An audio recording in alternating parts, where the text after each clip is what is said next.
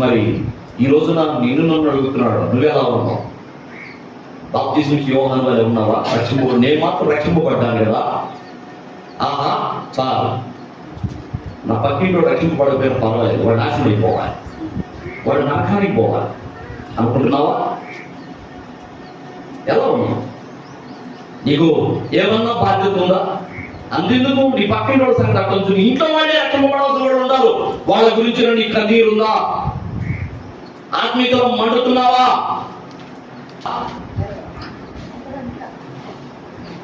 బాప్తిస్మం యోహాను వలె మనం కూడా మండాలట.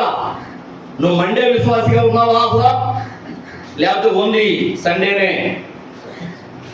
విశ్వాసిగా ఉన్నావా?